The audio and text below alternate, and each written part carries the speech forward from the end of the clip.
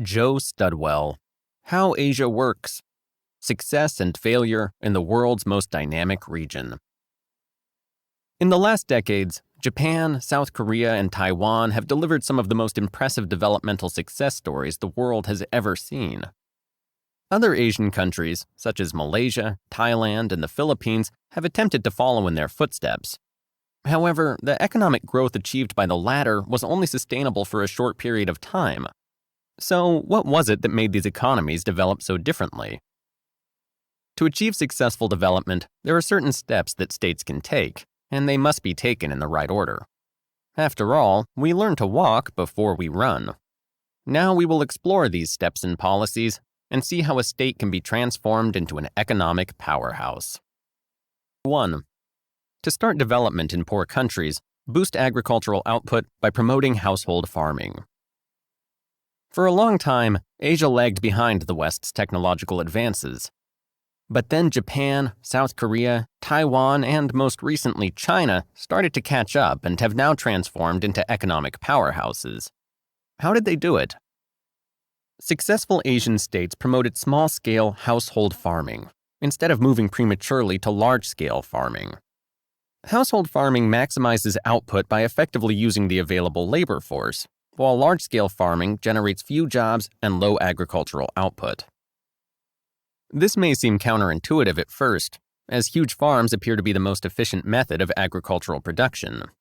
However, unlike in the manufacturing sector, increasing scale in agriculture doesn't create higher output or better quality. Only fertilizer and intensive labor can improve yields and quality. What's more, the mechanization that comes along with large-scale farming can be harmful in poor countries because it reduces the amount of farming jobs available and the yield each plant can produce. Mechanization only makes sense if labor is scarce, which is typically not the case in poor countries.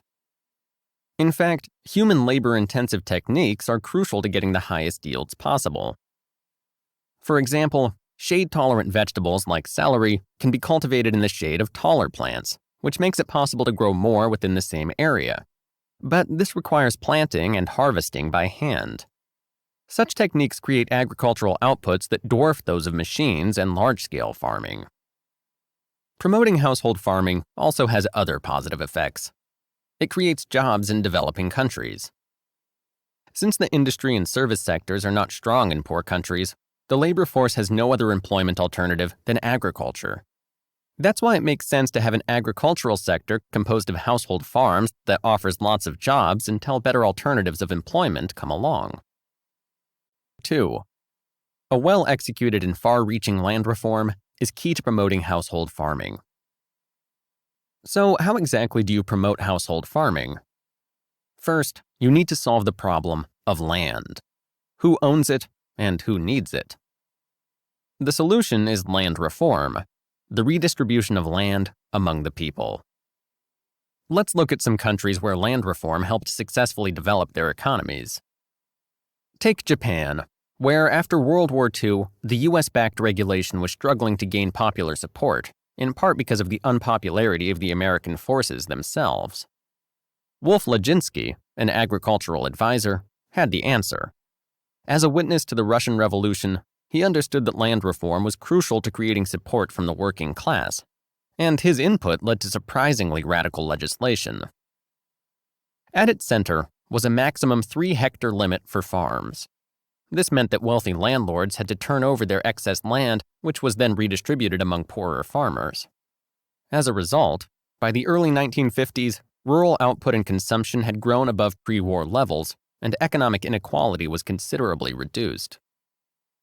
Another example of a successful land reform occurred in Taiwan after the Chinese Civil War, when the defeated Kuomintang government was forced to flee to the island state. By 1953, advised by American policymakers, they decided to seek more popular support by implementing land reform. The results were staggering. By redistributing land worth the equivalent of 13% of the country's GDP, the amount of farmers who possessed their own land rose from 30% in 1945 to 64% by 1960. At the same time, the Gini coefficient, the standard measure of inequality where 0 represents perfect equality and 1 perfect inequality, improved from 0.56 at the beginning of the 1950s to 0.33 by the mid-1960s. Following these land reforms, gross output of foodstuffs increased by half in Japan and 3/4 in Taiwan, which created a stable economic base for further growth. 3. Protectionist policies are necessary to make the transition to a manufacturing economy. You might be thinking, successful modern economies can't be based solely on agriculture, right? Right. But agricultural policy is the starting point of development. Once the foundation of a strong agricultural sector is created, the economy can shift toward more value-adding industries. In fact, the next logical step to developing an economy is boosting the manufacturing industry. Why? There are two reasons why promoting manufacturing industries like steel, cars, and textiles is the best policy to create growth. After all, it's much more effective than trying to enhance the service sector. First, manufacturing does not need a highly educated workforce because it relies heavily on machines that can be used with minimal training. Second, manufactured goods trade more easily on the global market than services, which often require the free movement of labor. That said, the manufacturing industry can't grow without some help. In fact, a local manufacturing industry needs to be protected before it can become competitive. In developed countries, many people believe that all you need to generate wealth is competition, which is promoted, for example, through free trade. However, apart from offshore financial centers like Hong Kong or Singapore, no country has become a worldwide contender through free trade alone. In fact, many economic giants like Germany, the United States, and the United Kingdom used protectionist policies, that is, policies that protect an industry against competition by limiting imports, to nurture their early industries until they were strong enough to face global competition. They did this for a good reason. When industries are sheltered from global competition, the companies can imitate and improve foreign technologies until they're able to produce competitive products themselves. This holds true for developing countries today, and while free trade should be a country's ultimate goal, it's only feasible once its manufacturing industry has been developed. 4. Governments need to invest in technological development and support entrepreneurs. It's clear that a developed economy doesn't emerge overnight. It takes decades, if not centuries, of careful planning and action. So, where does the journey begin? First, the government must actively invest in the manufacturing sector. For example, Japan's industrialization began in 1870, when the government started a number of pilot factories in basic manufacturing industries like silk reeling, mining, and cement. Both machinery and professional workers were imported to bring the companies up to international standards. Their first goods were mostly poor imitations, inferior to Western products. However, they served the local economy's needs, and after being sold to private entrepreneurs in the 1880s, most of the pilot companies started generating profit. The second step is when the manufacturing industry starts to stand on its own two legs, at which point the government needs to use legislation to support entrepreneurs. For example, it might be necessary to lift import duties on certain goods to ensure an industry gets a necessary supply of raw materials, even if that damages local economies by exposing them to foreign competition. In Japan, this step was taken when the entrepreneur Shibusawa opened a giant steam-powered cotton mill in 1882. It was the biggest investment ever made in the Japanese cotton industry and signposted the arrival of economies of scale in Japan. The government supported Shibusawa by lifting import duties on raw cotton, thereby sacrificing the interests of local cotton farmers who were then at the mercy of global competitors. But this decision boosted Japan's economy overall. The Shibusawa mill single-handedly ended Japan's chronic trade deficit, and by 1914, cotton textiles accounted for 60% of all Japanese exports. 5. Successful industrialization requires a system that forces businesses to export and encourages competition. We've seen how important it is to protect new local companies from international competition. But companies eventually have to reach a stage of maturity when they can survive on their own. This process takes a long time, and successful governments have to keep spurring companies' development through two key measures: promoting exports and building domestic competition. For example, countries like Taiwan and Japan promoted exports by subsidizing the companies that exported the most. But South Korea took things one step further. It gave companies access to bank credit depending on how much they exported. Companies that didn't export enough lost all state support.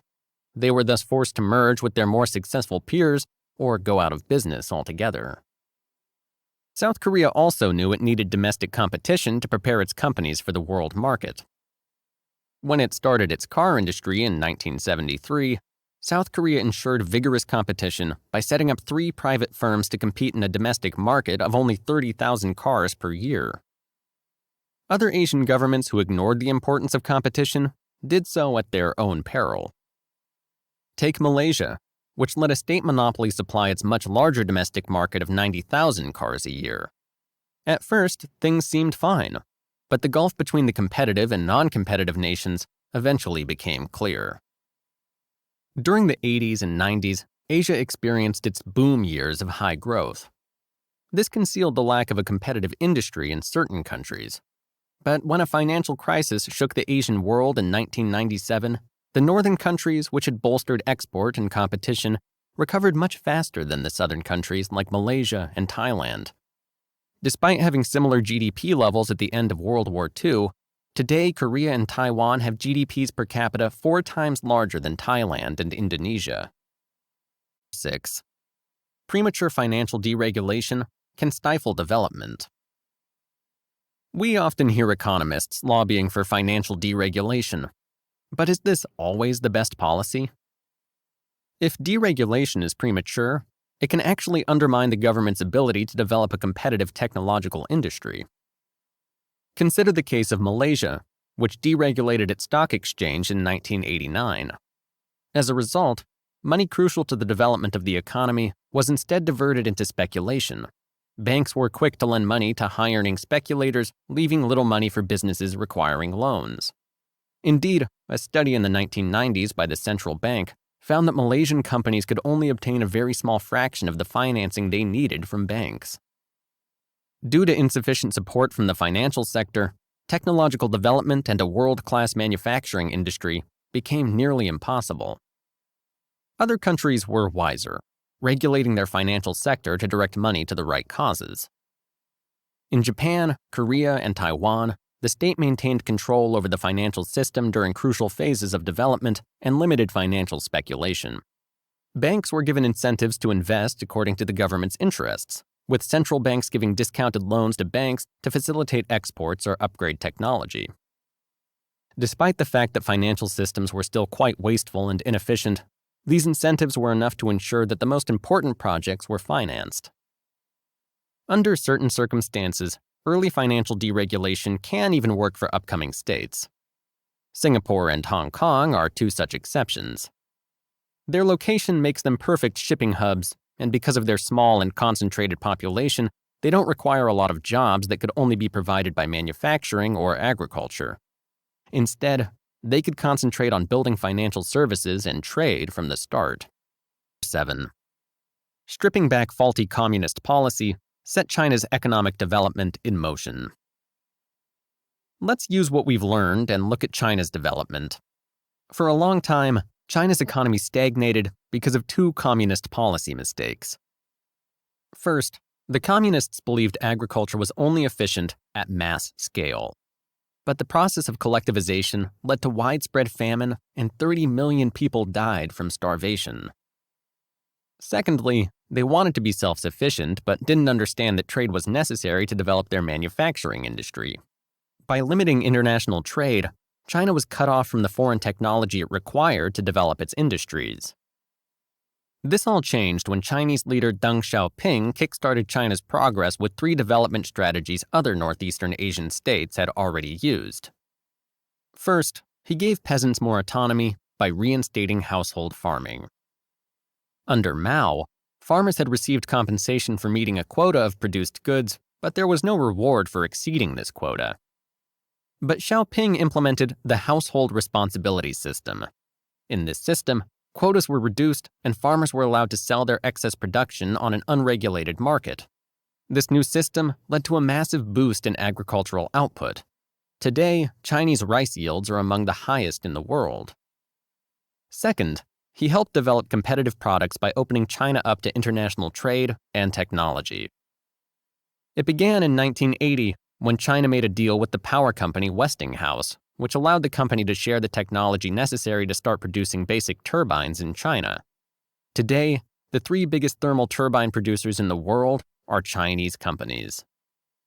Finally, he took control of the financial institutions and invested in development. Nowadays, almost all banking assets in China are owned by banks run by the state. And the three policy banks established in 1994, the Export-Import Bank of China, the Agricultural Development Bank of China, and the China Development Bank, are still the main forces driving development policies like export discipline and agricultural output through their investments. 8. China has made great progress, but still faces many problems. Does China's economic shift mean it's about to become a rich industrial country? Not quite. There are still big problems to solve in China. For one, it depends too much on state-controlled businesses. State companies have shown they can thrive in industries where technology, like thermal turbines, evolves predictably. But modern consumer markets need a higher level of flexibility. For example, the state runs many large automotive companies. But instead of developing their own cars, they rely on foreign joint ventures for new designs and technology that consumers desire. And because the state-owned companies flood the market with cars developed by foreign companies, China's private automotive manufacturers like Geely and Chery struggle to develop their own popular products. Before the country can truly thrive, it needs to start supporting and protecting its own firms. Another big problem is the high income gap between rural and urban areas. On average, an urban income in China is 3 times larger than a rural one, whereas in northeastern Asia, the two are roughly equal. The government has already implemented some policies to tackle the problem. In 2006, local governments were banned from levying taxes on farmers and subsidies to farmers were increased. Also, a stimulus program invested heavily in transportation, medical, educational, and farming infrastructure in rural areas. These seem like steps in the right direction, but the income gap hasn't decreased since the policies were implemented. One reason might be that peasants don't own their land in China, making them reluctant to invest in and develop their farms, and their incomes do not improve. They also can't sell their land for a profit. What's worse, the government can always terminate the farmer's contract and repossess their land if deemed necessary, leaving the farmer high and dry. If China really wants to reduce the income gap, they'll need to take land reform to the next level and allow farmers to own land, following in the footsteps of Japan and Taiwan.